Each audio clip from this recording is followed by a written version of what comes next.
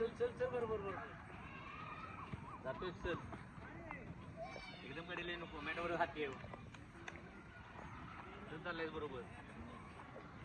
चल चल चाललाय उतरू नको उतरायच्या ठिकाणी त्या कोपरा आहे म्हणजे उतरणार असेल तर पण उतरू नको चाललाय बरोबर चल आलास जातोयस तू कंप्लेंट करतोय चल मार टर्न उतरू नको ये मार टर्न